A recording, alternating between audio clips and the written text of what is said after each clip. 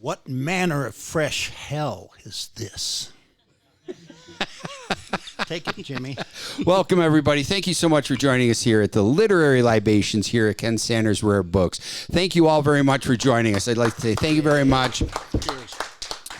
I'm super proud to be here to create this Literary Libations with our colleagues. My name's Jimmy Santangelo. I'll be on the libation side. And on the literary side, we have Ken Sanders of Ken Sanders Rare Books, along with our interviewer, Bill Allred of X96. I'd like to thank these gentlemen for joining us here today. Thank you, guys.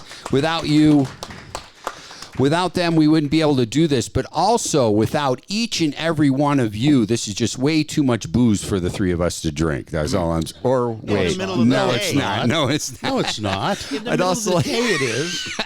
Also, like to thank Dawson Dow for joining us here on Control.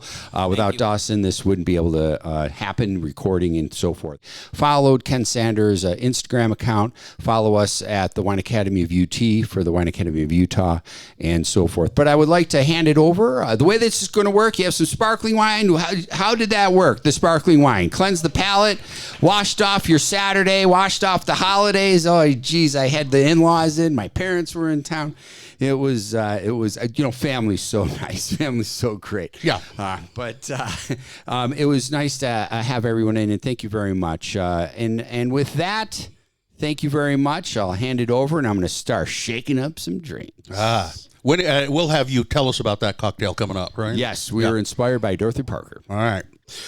Dorothy Parker, born August 22nd, 1893, died in June of 1967. She was 74 years old.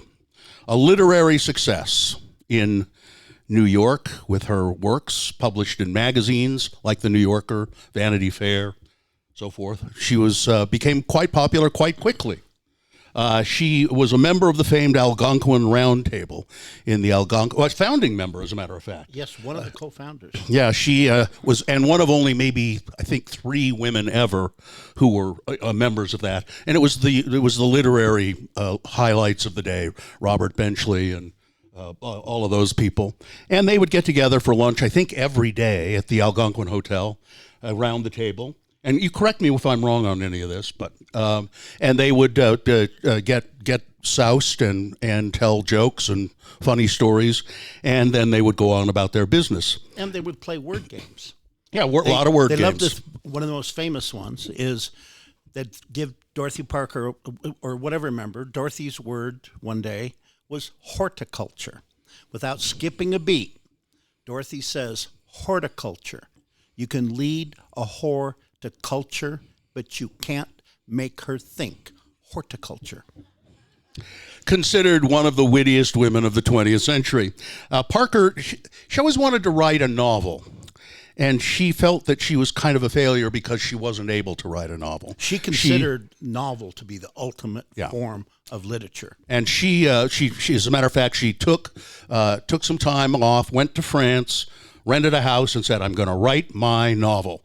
It was going to be called Sonnets in Suicide, or The Life of John Knox, or as she called it, the goddamn book. I'm going to write the goddamn book. After a year of trying to overcome writer's block, she gave up on the novel and drank a whole bottle of shoe polish. One of her many suicidal attempts. Four known attempts to end her own life. When the Round Table crew dissolved, Parker and her second husband, an actor and screenwriter, moved to New York from New York to Hollywood, where she had a successful career as a screenwriter. A Star is Born. A Star is Born is hers, 1937. As a matter of fact, she's listed on the most recent one with Lady Gaga, and her name is there as the screenwriter. She and her husband drank a lot, but they made money hand over fist doing what she considered shit work. She worked on other people's screenplays and helped them, pumped them up, and didn't really care for the work. She didn't think it was artistic, but they were making a lot of money. Her screenwriting career was ruined when she was put on the Hollywood blacklist and branded a communist, the McCarthy people. 1950s. And she and she was an activist. She was while living in L.A. She was a part of an anti-Nazi American Nazi group, an anti-Nazi group. She was although she was in the Communist Party briefly, and she always thought that Stalin was a great guy for some unknown reason. When her husband died, Parker returned to New York and lived out the rest of her days with a poodle named Troy at a resident hotel. But by the way, I have Dorothy Parker speaking on money, Bill. If you want to know what God thinks of money, just look at the people he gave it to. And she said something about, I don't like most rich people, although I think I'd be darling at it. She left her estate when she died. It wasn't a lot of money, but to Martin Luther King Jr. and the NAACP. Martin Luther King Jr. said, Who is, I don't have no idea who this is, but when it was explained to him, and he, well, that's wonderful, thank you very much. And he took the money, and then the NAACP took the money. She was cremated, and she wanted to have her ashes given to the NAACP to do with as they saw fit. Well, her friend Lillian, so-called friend Lillian Hellman, famed writer of the time, was supposed to have charge of those ashes and to make sure that the NAACP got them. Lillian Hellman forgot all about it. Several years later, somebody said, "What became of Dorothy's ashes?" And Lillian said, I'm not sure. Turns out they were in Lillian Hellman's attorney's office on a shelf. They found out that she wanted them to go to the NAACP. They contacted the NAACP and they said, what do we do with them? But as they thought more about it, they said, no, we're honored to have it, and they built a memorial to her at their offices in, I forget which state it was in, Virginia. At any rate, then there she was. Her ashes were there. And then they were moved when the NAACP moved their offices. They took the ashes with them. Then they moved again, and they said, we really should give them to her family, whatever family members there were, distant relatives. And I believe that's what happened, and they're now interred in some family cemetery. Dorothy Parker says, there's little in taking or giving. There's little in water or wine. This living was never a project of mine. Of the many rapid burnout cases in American letters, one of the saddest is that of Dorothy Parker. That's the headline of a story about her in the New Yorker in 1992. So there's Dorothy Parker in a nutshell, but now why is she still with us? Why do we still... Oh, and by the way, if you have any questions or you want to add to the conversation, some knowledge that you have, just raise your hand and we'll... Because it should be a discussion, but among all of us, not just us sitting up here going blah, blah, blah, you know. That way it'll give us time to have a sip of our cocktail. Yeah. So Ken... Yes, Bill. All right. Why did she endure? I have some ideas. Well, I want to ask you first. So when did you meet Dorothy Parker? Well, it was in an elevator, but she was going up and I was going down. I'm making that up. Yeah. I could have met Miss Parker in 1967. I was a teenager. Yeah. You know, the tumultuous 60s, Bill. But what is it about Dorothy Parker that excites you? You're the one who suggested we do this. She's not as well known as she used to be 100 years ago, I can tell you that. She first really came to fame with her book reviews in the New Yorker, and this is a collection of them. What's amazing about going back and reading these today, I know most of the authors, even though I haven't read them, but there's one or two of them, I don't know who they are, but you still laugh your ass off at her book reviews, even if you don't know who she's ridiculing. Mm-hmm. And Dorothy Parker had a razor-like wit. She could think on her feet, and boy, howdy, if she didn't like you, she let you know. I'm gonna read one of those in a minute, but it's her bon mots and her razor-like mind, like the Algonquin Club story earlier. So a big socialite in New York in the 20s. Claire Booth Luce and Dorothy Parker were going into some famous nightclub in New York back in the 20s. And Claire Booth Luce held the door open. They couldn't both fit in at the same time. So Luce opens the door for Parker and says to her, "Age before beauty, dear." And Dorothy graciously makes the grand entrance into the nightclub and throws over her shoulder, "And pearls before swine."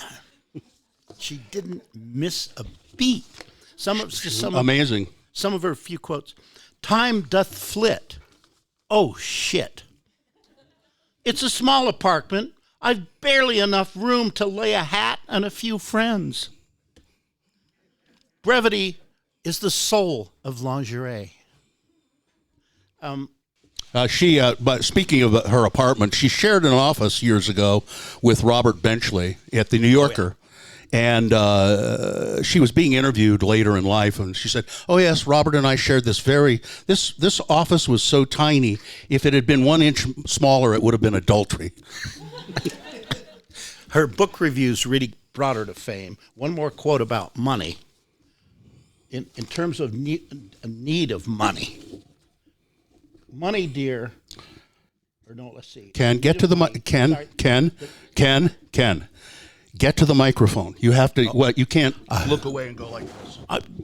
That's why I don't like microphones, Bill. I know. You have to. So, well, but Bring the book up to you. There you go.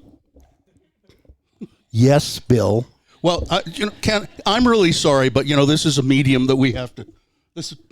You're the radio guy, pal, that's right. not me. Okay. I'm the book guy. That's why I'm telling you, get to the microphone. Yes, dear. Okay. About her need for money.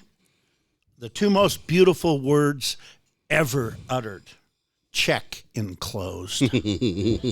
So I do want to read one of her funniest book reviews. A. Milne. Now it is, Ken. It is funny. Let me read one of her book reviews first, and then you cap it off with the funny one. Okay. How do you know mine's funnier? I than just yours? do, because I've read both of them. Fine. Okay. All right. Go ahead. So Bill. she wrote a book review. Don't forget to be close to the microphone. I won't. You may have noticed I never forget that. I may not say anything worth saying, but at least you can hear me. Can I what? Can I sell a book? Sure. You want to buy this one? It's got my notes. Well, no, but this one has my notes in it. Ooh, association copy. She was reviewing a book by Jack Kerouac, The Subterraneans. Jack Kerouac, who wrote, he was the chronicle of the Beat generation, about all the beatniks. Here's what she says about the Subterraneans.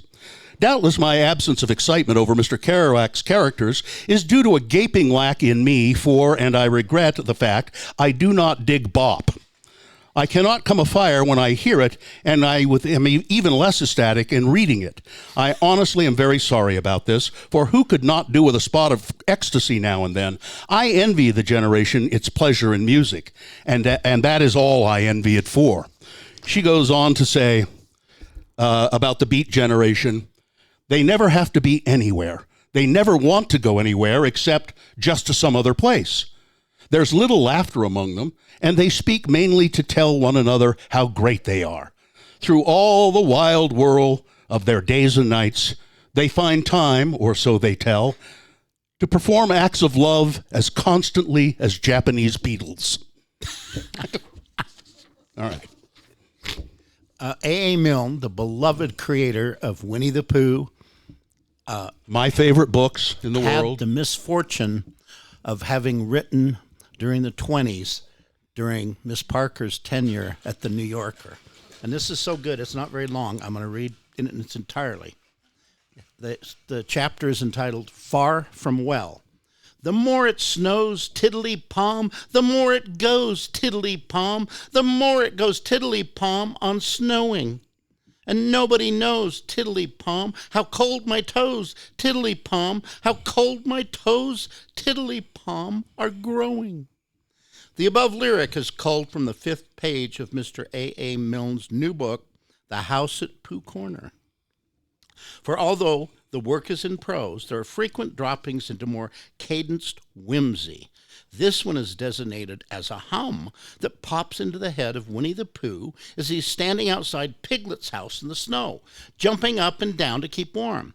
It seemed to him a good hum, such as is hummed hopefully to others. In fact, so good a hum did it seem that he and Piglet started right out through the snow to hum it hopefully to Eeyore. Oh, darn, there I've gone and given away the plot. Oh, I could bite my tongue out. As they are trotting along against the flakes, Piglet begins to weaken a bit. Pooh, he said at last, and a little timidly, because he didn't want Pooh to think he was giving in. I was just wondering, how would it be if we went home now and practiced your song and then sang it to Eeyore tomorrow or the next day when we happen to see him? That's a very good idea, Piglet, said Pooh. We'll practice it now as we go along. But it's no good going home to practice it, because it's a special outdoor song which has to be sung in the snow. Are you sure? Asked Piglet anxiously. Well, you'll see, Piglet, when you listen, because this is how it begins. The more it snows, tiddly-pom. Tiddly what? Said Piglet. He took, as you might say, the very words out of your correspondent's mouth. Pom, said Pooh. I put that in to make it more hummy. And that is the word hummy, my darlings, that marks the first place in the house at Pooh Corner at which Constant Weeder flowed up. The name of her book review column was The Constant Reader. Dorothy Parker, she's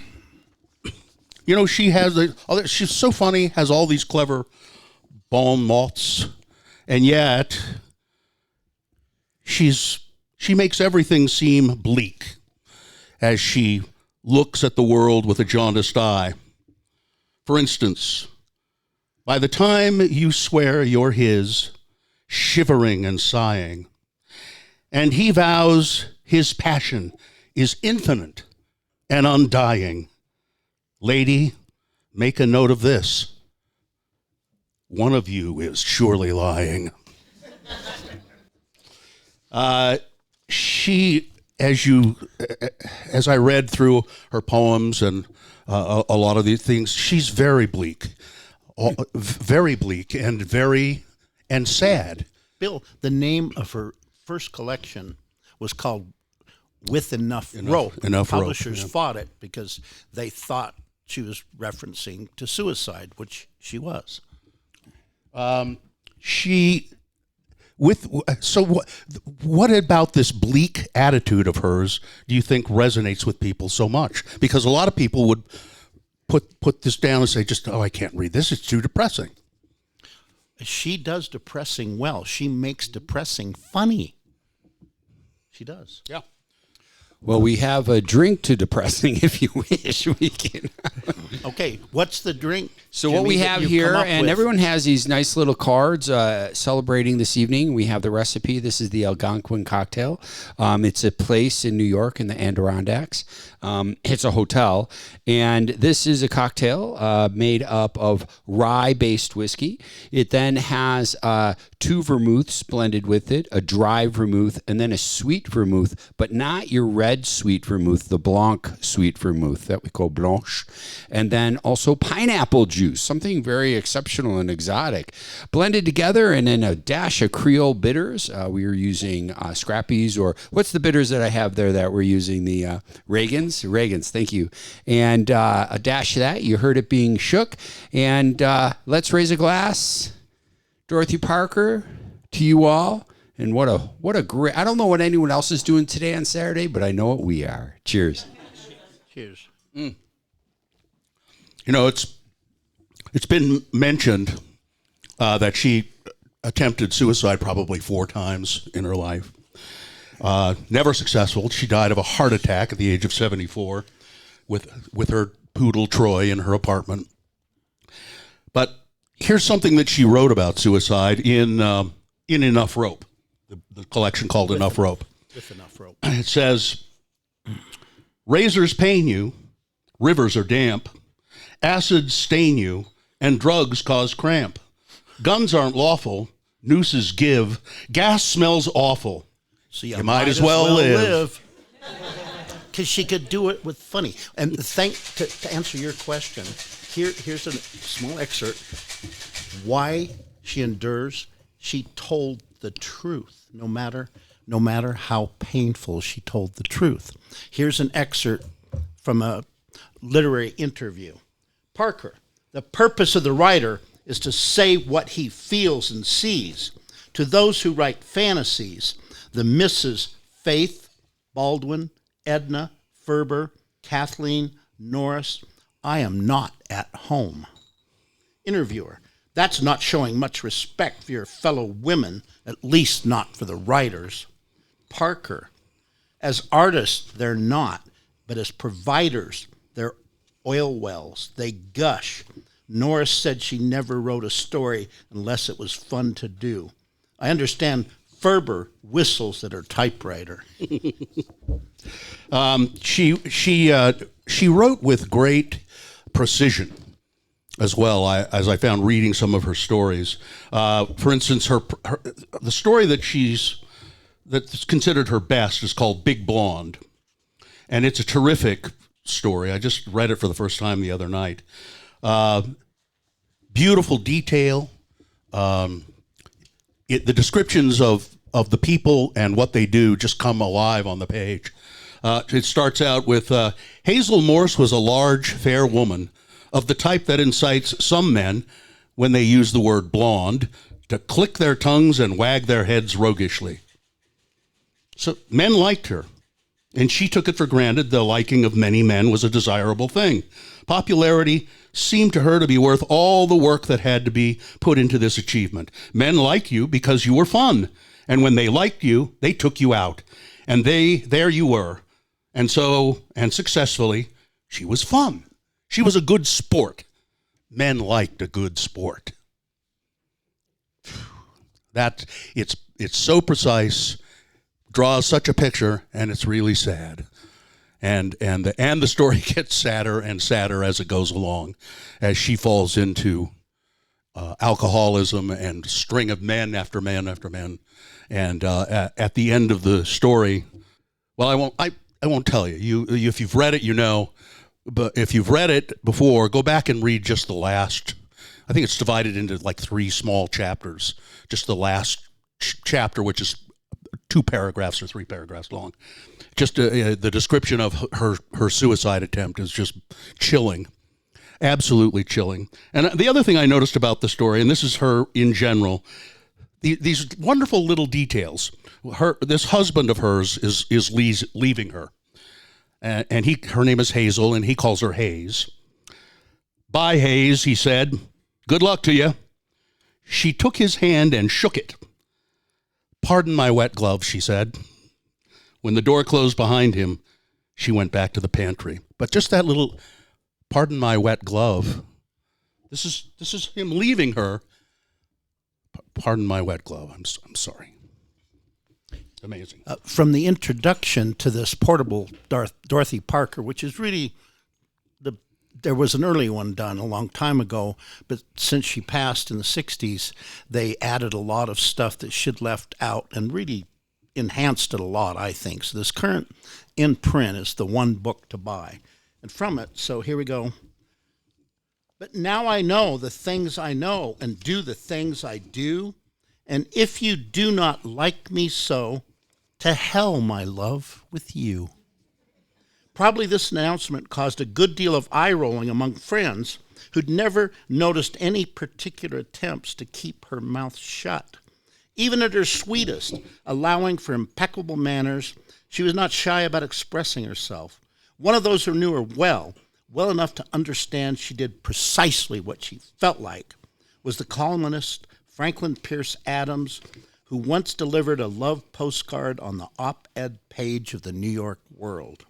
He was crazy about her because FPA informed his readers, she was the only limited edition girl I know, by which I mean there's nobody like her nor ever was.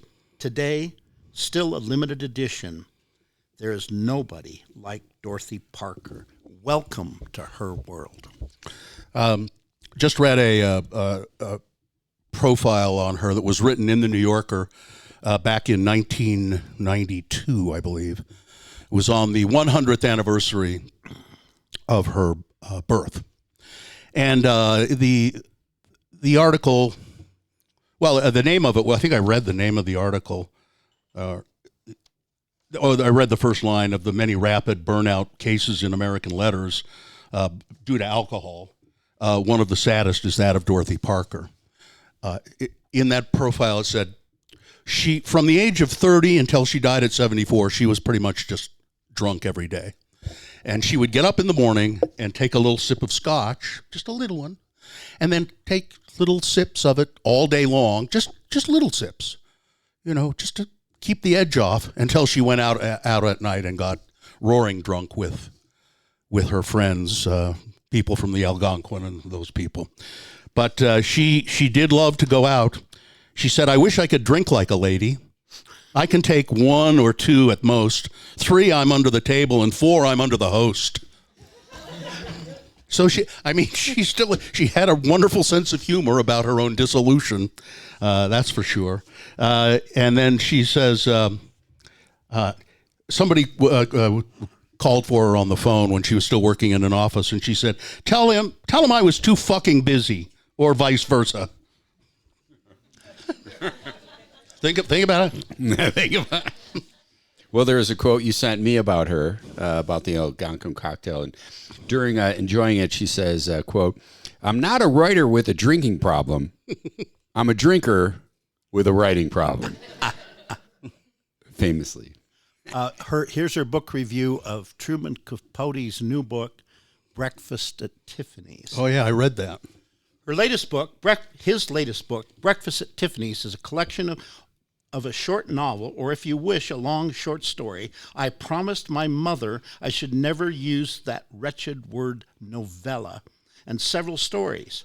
The long one, the title story of the book, concerns an extravagantly unconventional young lady, entertaining to read about, certainly, but the reader, though the author and the characters in the tale in which he places her admire her vastly, has always the feeling that to know the young woman would find her a truly awful pest. But that, of course, is no sort of criticism. It is doubtful if Hamlet would have been fun to be with in his day. The lesser stories are not especially memorable. I am afraid Mr. Capote does not always write as well as he can, until the last one in the book, A Christmas Memory. That is as tender and as beautifully done as anything you can read this year, or for that matter, in a number of years. I am sick of those who skate fancily over the work of Mr. Capote to give their time to the Beat Boys. They neglect to say one thing, which is, to me, the most important. Truman Capote can write. If I don't know if any of you've ever seen these, but you could seek them out. That one that's mentioned there, A Christmas Memory, and then there's one also called a Thanksgiving Memory, and there were made-for-television holiday movies made of those two stories, with Geraldine. I think it's Geraldine Fitzgerald playing his crazy old aunt, and Truman Capote narrating the whole thing. Yeah, I've never seen and that. it, with his voice, and he's reading his own words, and yeah, it's spooky voice. It's wonderful. It's just absolutely. So if you can find those, I think they're black and white. Even A Christmas Memory and A Thanksgiving Memory, beautiful pieces done on those. In my opinion, Capote's finest work is hand-carved coffins.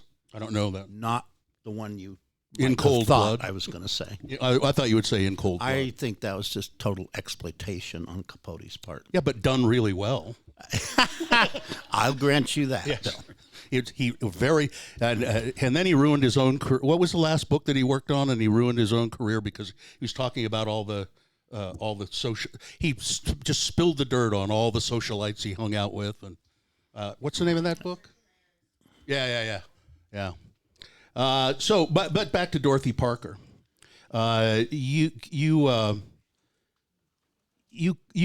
can pick Dorothy Parker for a lot of different reasons, because you admire her wit. But what else? What else about her do you? As she, by her own admission, was a failed novelist, she couldn't do it. She hated novellas. She loved short stories. It's because of why she endures. I think the single, and I think she was a great writer. Not all of her stuff holds up as well. Like a really famous saying that I honestly didn't know Dorothy Parker invented or came up with was, "Men never make passes at girls who wear glasses." I don't think that one's held up very well, Bill. No, I don't think so either. But she did it. But it's just her speed, that anybody that can think that quickly. Most of us come up with the perfect bon mot the hour later or a day later. Yeah. And she could do it in real time, every time, in print, in person, you name it. She was asked if she talked to herself. You talk to yourself? To talk these things over and talk to yourself? She said, well, of course I talk to myself. I like a good speaker, and I appreciate a good audience.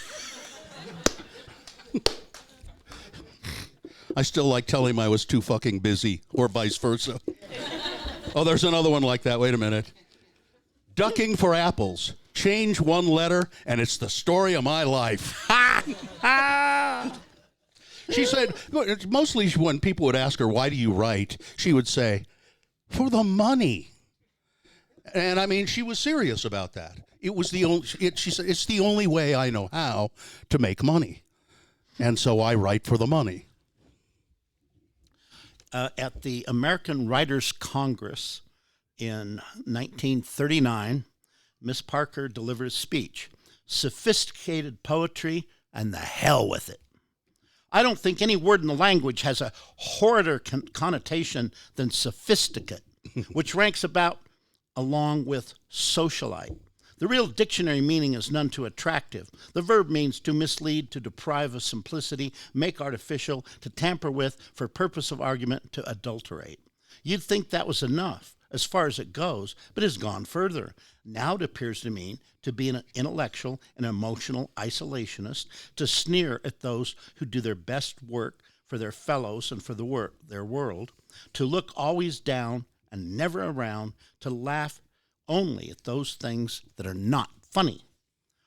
Out in Hollywood, the streets are paved with gold one. The word sophisticated means, very simply, obscure.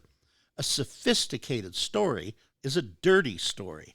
Some of that meaning has wafted eastward and got itself mixed up into the present definition, so that a sophisticate means one who dwells in a tower made of a DuPont substitute for ivory and holds a glass of flat champagne in one hand and an album of dirty postcards in the other. Her political activism, got her into trouble in Hollywood, and she was very much interested in the civil rights movement. And as I said, she left her estate to Martin Luther King Jr., who had no idea who she was.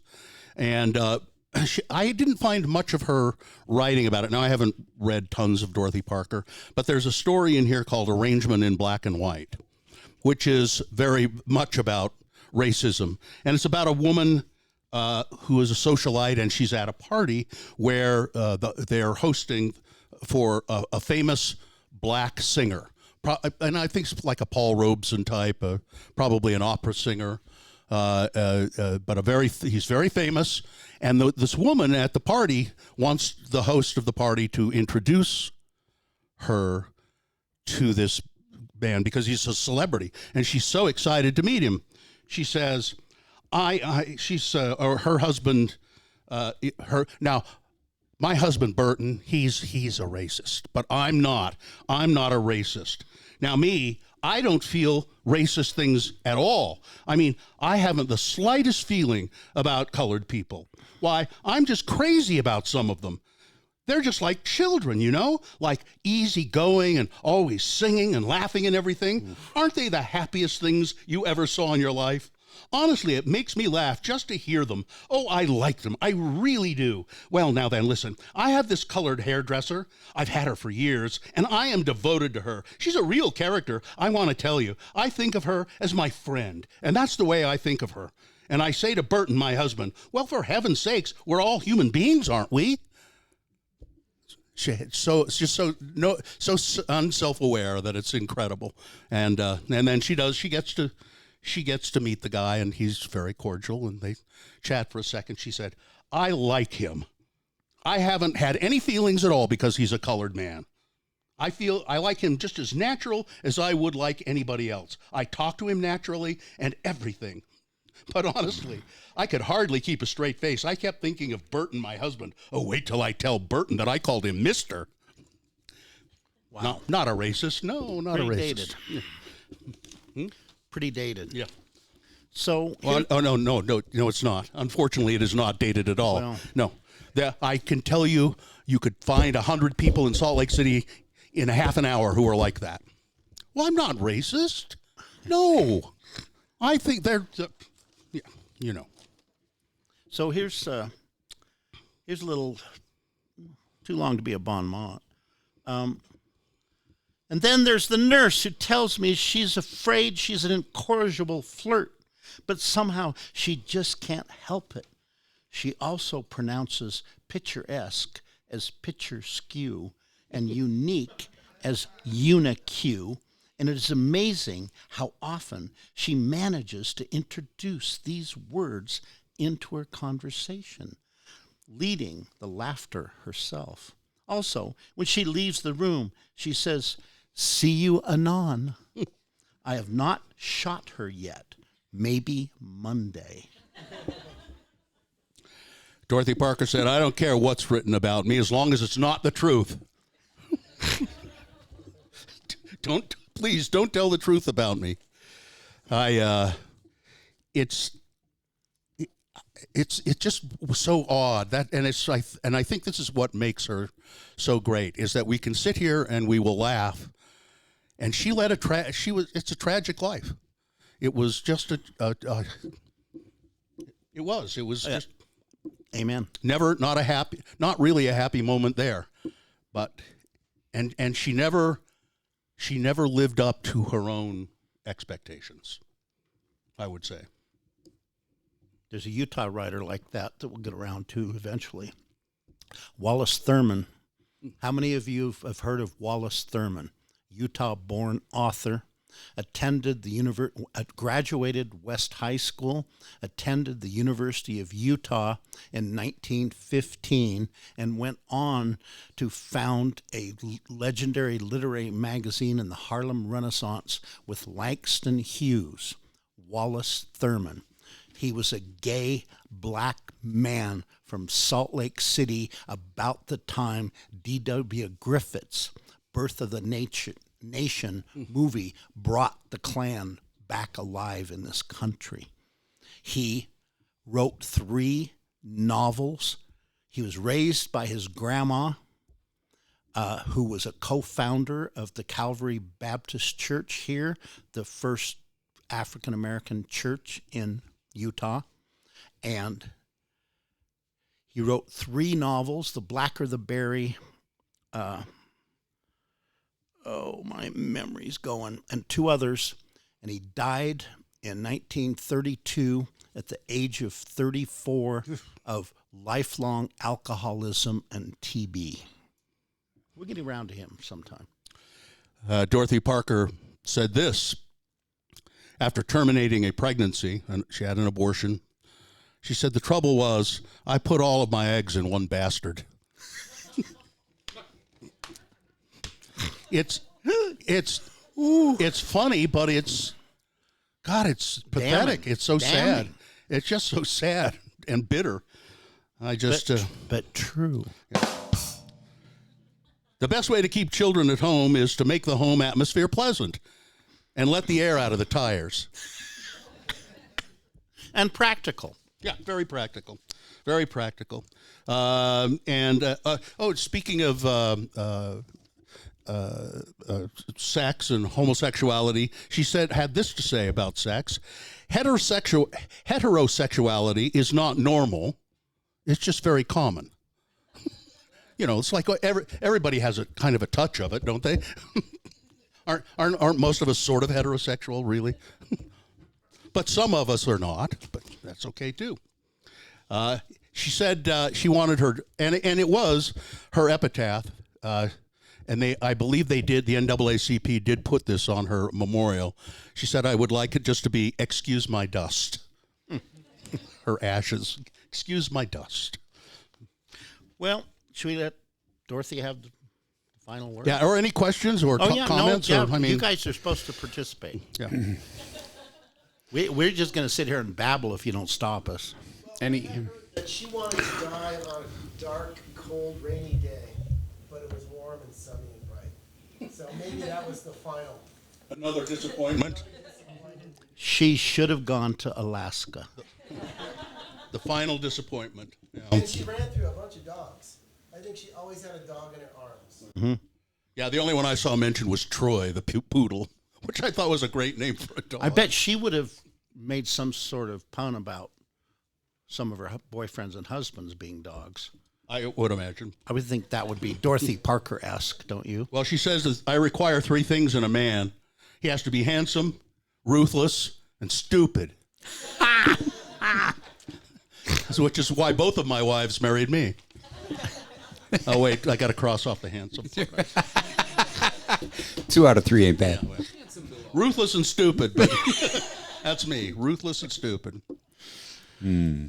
So here's a final missive from Dorothy. I mean, I love to talk about her, but I like to give the authors their own voices. She's writing to a pal back in New York. Well, Fred, if you'd told me last year that this November I should be in a sanatorium for the tuberculosis. I can't pronounce tubercular. In Switzerland, I should have said, that's great, because last November I was in Hollywood and any change would have been for the better. And next November, Fred, I do hope you're going to be able to find time to come visit me at the Death House in Sing Sing. Because Palace Hotel, my eye, Fred, they are all called hotels and all palaces, splendids, royals, grands, magnificus, and colossals at that. But they are all sanatoriums for the tubercular. And jolly no end whatsoever. The halls are full of doctors dressed in butcher's coats and nuns who come as Edith Cavell. It is forbidden to make a sound, much less click a typewriter between 2 and 5 in the afternoon and after 8 at night. And everyone walks on tiptoe and speaks in whispers, and baby is going right out her head. And though it may be pointed out, though never by you, Fred, what an ideal place to work. It isn't at all, because it has sent me into that state of slow, even heaves where I can't write or even read. I just sit looking ahead at me, but not at the Alps, Fred. I wouldn't do that on you. I get my chair all turned around before I begin my looking, and then I do it at a clean white towel they have thumbtacked up over the washstands. It's a good thing to look at. You can go all around the edges very slowly, and then you can do a lot of counting the squares made by the ironed out creases. I know, Fred, this is the kind of thing of which, when you get tired of it, you say, oh, why did I ever leave the sanitarium? It was so peaceful there. I really think those were the happiest days of my life. And while it's going on, you are running a really corking chance of going nuts in the desperation of your melancholy. So anyway, Fred, here I am on top of this goddamn Alp, and I really do not see how I'm ever going to get off it, because nothing could coax me back in that funiculaire that brought me up here, the coward. as long as it takes to get to Stamford, going absolutely vertical with nothing between you and your maker but a length of frayed cable. No, I'll sit here among the bacilli. I'm no fool. Well, you big shit. I cabled you before I came and asked your advice because one of those dandy superstitions about it, and either you were away at one of those places beginning with W, or else you never answered, or both. So I came anyway, but I think you'd have said to, because a prize horse's ass I would be walking out on the Murphys now. I have no idea who the Murphys are. Oh my gosh. I'd rather have a bottle in front of me than a frontal lobotomy. That wasn't Dorothy Parker. Yeah, it is. It is? Oh, come on. No, that's Dorothy Parker. Well, that holds up with better than the glasses one. Yeah. Whatever that is. Men would... The girl with the glasses. Don't make passes. My mother used to say things like that to me. I realized as I read all of these Dorothy Parker quotes, my mother used to say them periodically. I thought, and I had no idea what she meant or who she was directing it to, because my mother was a little, well, you know. Well, we have evidence. Yeah. Yeah, she was That's your true. mother. And she let the air out of the tires, too. Anybody here new to Dorothy Parker? Yeah. So I'd be interested to. You came to find out about Dorothy Parker. Did you find out about Dorothy Parker, and what are your impressions? I mean, anybody? Yeah. Yeah. Well, I bought this as a Christmas gift for my husband, and so we've been learning about her the last couple of days. And what we've really enjoyed reading her is how quickly she can develop a character in such a short story. I mean, the black and white story. Oh, we were so frustrated, and we know her. We know a dozen of her in just a couple of pages, you know. And every character from every story so far, you know them instantly, and the way that she can just subtly create that person, and you know them so vividly, is amazing. It was amazing, too, to me, in that one arrangement in black and white. The host of the party doesn't really ever say anything except, oh, and mm-hmm, and oh, yes, oh, well. That's which I thought was great. There's another story in here right at the beginning of this collection. And by the way, if you don't have this book, Ken has them here. And he'd be happy to sell you one, I'll bet. You wrote in yours. Yeah, I write in my books. God. I'm sorry, that's what I do. There are people who write in their book. Who here writes notes in their books? He uses highlighter. The Sexes. There's a story in here called The Sexes. And it's dialogue. I wrote dialogue so accurate, I thought it might be a transcript of a conversation that I'd had with my wife. And what I'm going to do, and it's not very long, what I'm going to do is I'm going to just go through it and take out all of the he said, she saids, and just have it as dialogue, and then I'm going to have my wife and I act it out. And just... That's a lot of chores for me. I'm gonna have to act out a lot of chores. It'll end up being trouble. Yeah.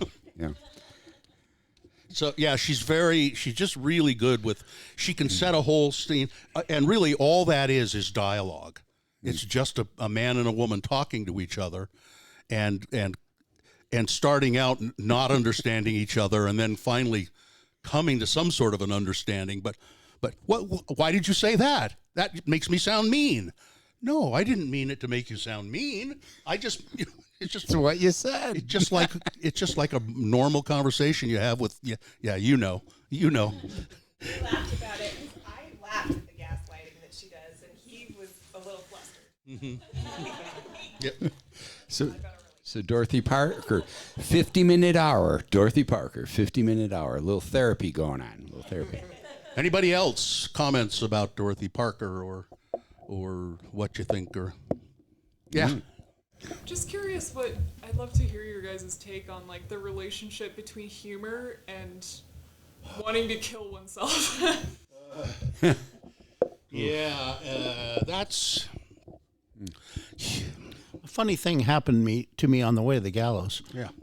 humor is often Some humor is just silly and goofy and based on odd juxtapositions of things. And some of it is, well, it's gallows humor. From a dark place. Yeah. It's, if you can, what was it, Oscar Wilde, who was on his deathbed, was looking around the room and he says, either this wallpaper goes or I do. It's you find a moment of humor in a moment of bleakness, and some people are really damn good at it. And Do you think it helps someone survive or makes it harder to survive? Totally helps survive. I think it helps. Yeah. There's what's the name? What's the Viktor Frankl book? A man's search for meaning. Man's Search for Meaning. Viktor Frankl's very slim book, 100 pages maybe, and he's We can't keep it in stock. he's a doctor, and it's his true story. He's a doctor in a concentration camp, at Dachau, I think. Yeah. And Jewish doctor, and he is there the whole time. Now it's not humor, but it's how he manages to find a positive life message through all of that horror.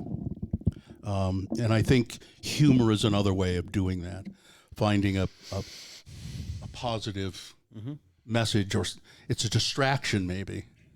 It's an act of bravery in a lot of cases to be able to make a joke. Well, it's outside of yourself. Yeah. Yeah. You're just objectifying what you're in the middle of at the crux of it. But then to be able to make humor is healing. And to be able to do that, I think and Dorothy Parker really, all those quotes, I've heard them growing up. Now I know where my nana got them from. It's. Did she do the ducking for apples ones? That's why she had a Cadillac. She was really good at ducking for apples.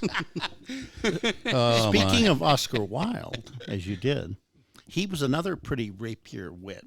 He came to the States on a speaking tour in the 1880s, spoke at the LDS Tabernacle, and he opined, before I came to America, I couldn't understand why you Americans put your artwork, your pictures so high up on your walls. But now that I've been to your country and I've seen your artwork, I understand. You don't want to see him? The farther away, the Farther better. away, up high. Just remember, here's another quote that I didn't get to. If you wear a skirt short enough, the party will come to you. I think that's from the voice of practical experience, Bill. Yeah, whenever I wear a short skirt, Yeah. the party really comes to me. I think I finally got through all of the ones I wrote down. Yeah. They're endless. This is just a selection in the goddamn books. You can get there's a book available that's just nothing but her quotes. 626 pages. This is Yeah. hardly everything. So this, guys, this is our second time doing this. I'm very Literary grateful Libations. for Jimmy and Dawson and Bill for letting us do this. It's a lot of fun for me. We wanted to originally call it, or we meaning me, wanted to call it Books and Booze, but these guys were a little too highbrow for literary libations. So, very nice. Literature. What rhymes with literature, Jimmy? I don't know. Booze? You mean the Books of Booze? Booze and literature? Literature. So this is only our second one. Edward Abbey was our kickoff. Dorothy Parker. So fun. I'm gonna pick the next three. I'm gonna do. I don't know the order yet. I think January is gonna be Charles Bowden. Anybody know who Charles Bowden Anybody is? know who Charles Bowden is? No, it's I do only in the last couple of years because I heard him on KUER West. on Radio West, and he's a sort of a journalist and writer of mainly of the Southwest, and he has a a voice that would not quit. He was born in Chicago. His older sister had some kind of TB thing going on back in the 50s. They moved to Tucson. Chuck, who's been gone 7 or 8 years now, was the most fearless writer in this country. He wrote his very first book, the only straight book he ever wrote, called Killing the Hidden Waters, that along with John Wesley Powell's 1878 Land of the Arid Regions and a couple of others in between, it's one of the best works on water usage in the southwestern, well, not just the arid lands, west of the 100th meridian, that anyone ever wrote. He went on to write Red Line Desierto, Blue Desert. Did you write about the cartels? Well, that came later, and that ultimately destroyed him.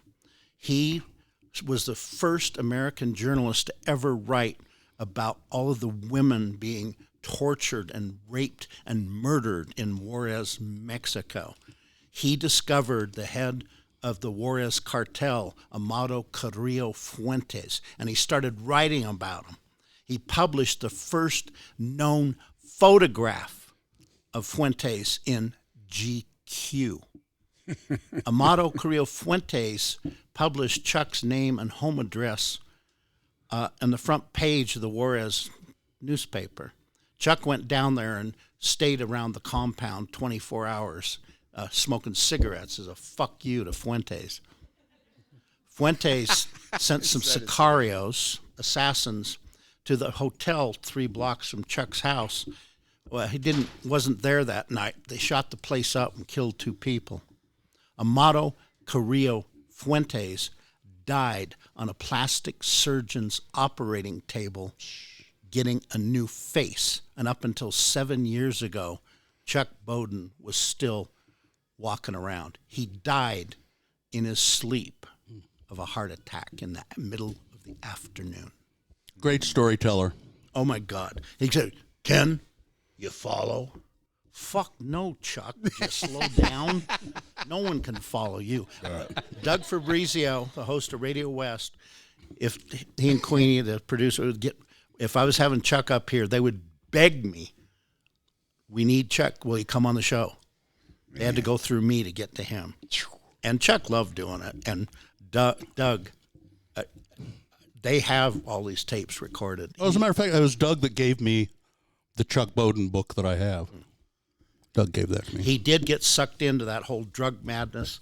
Blood Orchid is the toughest book he ever wrote. You'll hate it. You'll love it. Bowden was the kind of guy who writes about the cracks in the sidewalk.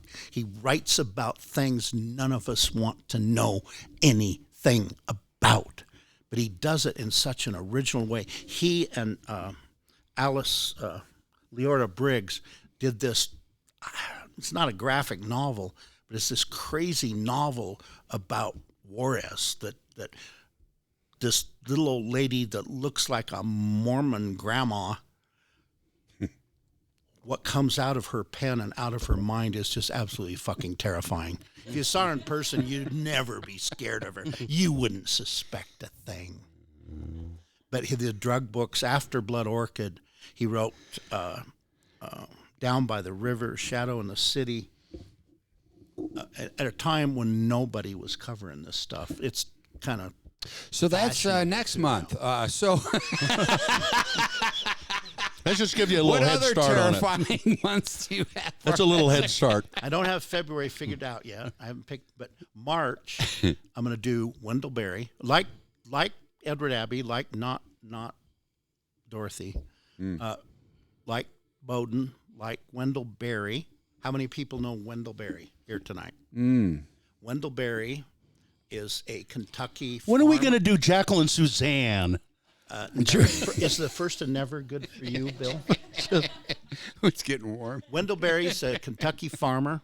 He was at the Stegner Scowcroft Stanford Writing School, the fabled class of 1960.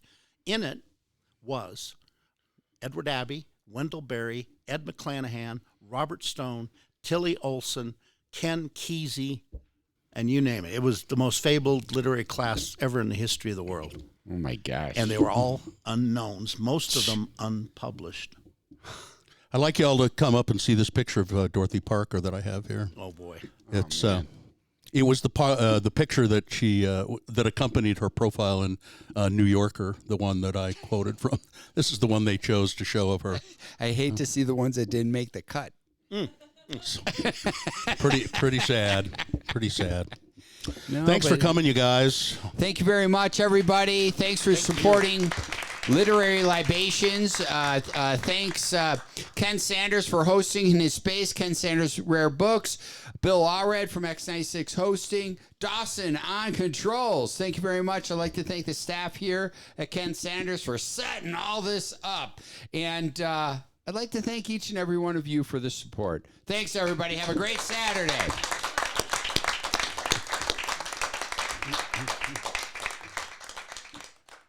Literary Libations is a presentation of the Let's Go Eat and Drink Show in association with the Wine Academy of Utah, Ken Sanders Rare Books, and the Leonardo Museum at Library Square in Salt Lake City. For more information on the Wine Academy of Utah, it's wineacademyofutah.com. Discover exhibits and programs offered by the Leonardo at theleonardo.org. Ken Sanders Rare Books is an eclectic bookstore located inside the Leonardo Museum and can be found at kensandersbooks.com. And for the Let's Go Eat and Drink Show, search your favorite podcast app. And that about does her. I'm Zach Caton, and as the late Paul Harvey used to say, good day.